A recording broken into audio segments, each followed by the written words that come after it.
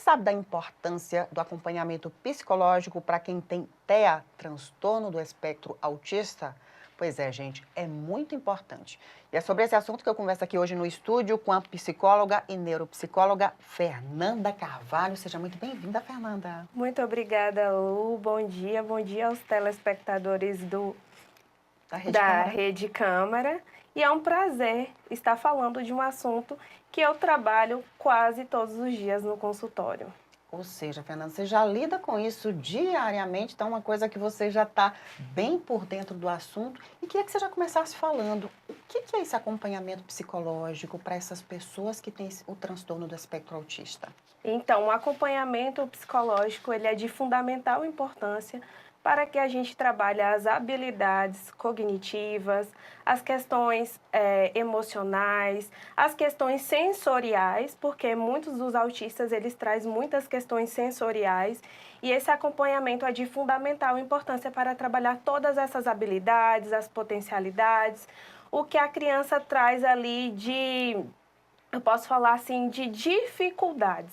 E o acompanhamento psicológico, ele vem para nortear essas questões, essas situações que vêm sendo apresentadas. Você trouxe um ponto importante, porque são vários pontos trabalhados dentro desse acompanhamento. Para quem já vivencia isso, que está em casa, já sabe o que é isso, acompanhamento sensorial, mas queria que você explicasse um pouquinho como é que funciona de fato. A gente pode chamar de terapias? As terapias. Como é que funcionam essas terapias? Elas têm contato ao quê? Como é que vocês, como psicólogos, fazem essa condução com essas crianças, vamos colocar assim? Então, as questões sensoriais, né, que você está pedindo para eu falar um pouco sobre, que eu trouxe também. As questões sensoriais são aquelas crianças que têm uma dificuldade com textura, dificuldade com roupas, na hora de vestir, não se sente bem, fica agoniado. As questões visuais, que as crianças trazem muito, é muito excesso, né, visual. Quando a criança chega, por exemplo, em um mercado. E ali tem muitas questões expostas, né? São muitos produtos expostos e as crianças, elas se desregulam. Então aí é uma questão sensorial, ela é hiper no visual. A criança, ela não consegue digerir aquela informação e ela fica um pouco agitada, ela fica inquieta. E às vezes os pais, eles não sabem por quê, quando eles não têm esse conhecimento das questões sensoriais que a criança traz. A questão tátil, tem criança que gosta de abraço, tem criança que não gosta. Quando você vai encostar, ela já se esquiva. Então, são essas questões sensoriais que às vezes os pais, quando não têm o diagnóstico, não conseguem entender. Geralmente é algo das crianças, porque assim, existem muitos adultos que descobriram, depois de adultos, que tem TEA. Descobriram depois porque até a medicina ela evoluiu bastante, né? E por conta de alguns sintomas que se enquadram dentro do transtorno, eles perceberam e estão aí, né, tentando se descobrir. Como é que funciona isso na infância e na vida adulta? É a mesma coisa? Sim, as questões sensoriais, ela começa ali na infância e ela pendura pela vida. Só que as pessoas, às vezes, elas não têm o conhecimento em relação a essa questão sensorial e fica achando que é mais uma coisa e não consegue. Quando ela busca o tratamento, que ela entende, ela vai trabalhar. E através da terapia ocupacional, das terapias que elas vão conseguindo entender, conseguindo lidar com essas situações, porque é muito angustiante para uma pessoa que ela não sabe se ela realmente tem uma questão sensorial ou não. Então, com as terapias, é de fundamental importância, porque ali ela consegue entender e aí ela consegue tratar essas situações.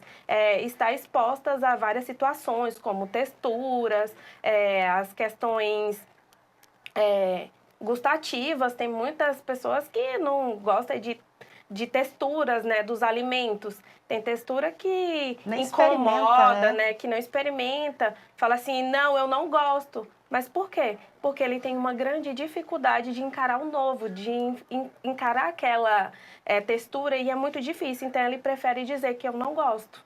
Como é que funciona essa questão da dificuldade? Porque a gente sabe como existe essa resistência de experimentar, essa resistência de ver, de sentir, de olhar no olho. Como é que funciona isso dentro do consultório na primeira vez? Porque eu queria que você falasse um pouquinho sobre a questão da evolução, né? Como é que elas Uhum. chegam e como é que é essa evolução depois? Então, é um trabalho feito com multiprofissionais. A psicologia, ela trabalha as questões emocionais, as questões das habilidades sociais, das dificuldades. O terapeuta ocupacional, ele vai lá, ele trabalha as questões sensoriais. Tem o nutricionista que trabalha as questões alimentares. Então, cada um no seu nicho, fazendo as experimentações, colocando a criança, ou o adolescente, ou o adulto diante daquela situação para que ver como que ela vai Evoluir, né? como que ela vai reagir e evoluir. Então, as evoluções, elas são nítidas no dia a dia, não só em consultório, não é, a evolução não é só feita em consultório, mas no dia a dia. A criança conseguiu avançar a tal nível, a criança não fazia isso, hoje ela já faz. Então, é muito perceptível nas questões do dia a dia. Fernanda, tem um prazo, eu sei que é tudo muito individualizado e que os pais eles ficam ansiosos para começar a ver de fato esses resultados, principalmente dentro da escola. Tem crianças que têm uma dificuldade muito grande de estar com outras crianças tendo TEA. Queria que você falasse questão de prazos ou não, é pela vida toda.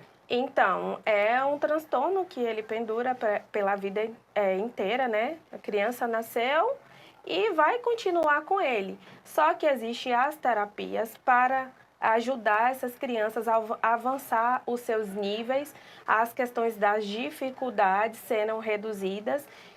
E nisso, a família, ela é de fundamental importância, por quê? Porque ela ajuda essas crianças nessas evoluções. Então, é um transtorno que você vai conviver para o resto da vida, porém, existe os suportes que vamos dando para que essas crianças consigam conviver diariamente com outras crianças, experimentar novos ambientes, e é nessa linha aí que a gente trabalha. Ou seja, as terapias, então, tem que ser pela vida É toda, a né? vida toda, só que tem um momento que elas são reduzidas. Por quê? Porque os níveis são alcançados, as dificuldades elas são diminuídas. Então, é de fundamental importância que elas sejam um acompanhamento a longo prazo. Não, eu não consigo falar para você que sua criança vai evoluir em 10 sessões e para ali. Não, porque a cada dia vem tendo vários desafios. Queria que você falasse um pouquinho, você falou da participação da família, da importância e a escola. Qual a importância da participação da escola nesse processo? A escola é de fundamental importância para que a criança desenvolva as suas habilidades cognitivas, as habilidades sociais, no qual as crianças elas vão tendo contato com outras crianças. E é de fundamental importância que estejam todos alinhados, tanto escola, família, as terapias. É um trabalho em conjunto. O que acontece se esse pai, essa mãe não buscar esse suporte dessas terapias, desse cuidado, para que essa criança ela possa evoluir, como você bem colocou? Então, quando as crianças elas não têm um acompanhamento, acaba fragmentando ali as habilidades. As crianças elas não conseguem desenvolver, elas não conseguem avançar os níveis, elas não conseguem ter as habilidades sociais, elas não conseguem ter a linguagem bem desenvolvida, ela realmente não consegue evoluir. Fica uma criança ali estagnada, podemos dizer assim. Tem muitos pais que acabam limitando essas crianças por medo, né? Não vou expor meu filho a isso, expor meu filho àquilo, mas você tem que pensar que essas crianças elas podem evoluir, podem estar em qualquer ambiente, não é isso, Fernanda? Sim, elas têm potenciais. Eu sempre falo assim, nós precisamos acreditar nos potenciais das nossas crianças. Elas podem estar em qualquer lugar que os pais queiram levar, mas para isso precisa construir a base, precisa construir a questão das habilidades, as questões sensoriais. Então, os pais, as terapias, é de fundamental importância para que essa criança consiga voar.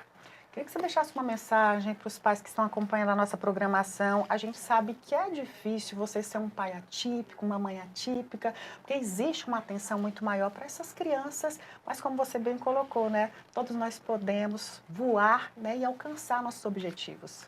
Então, eu diria para os pais que não veja a sua criança como uma questão de dificuldade para você trabalhar nela, mas que veja ela como que ela possa voar, que ela possa alcançar níveis dos desenvolvimentos, que ela consiga conviver com outras crianças, que ela consiga conviver na sociedade de uma forma tranquila, sem muito estresse, sem muito desespero. Então, eu digo para os pais, realmente acredite no potencial dos seus filhos, porque cada criança ela é única e cada criança ela desenvolve no seu tempo e cada conquista ela precisa ser celebrada. Queria agradecer muito sua participação, muito obrigada. Eu que agradeço, muito obrigada.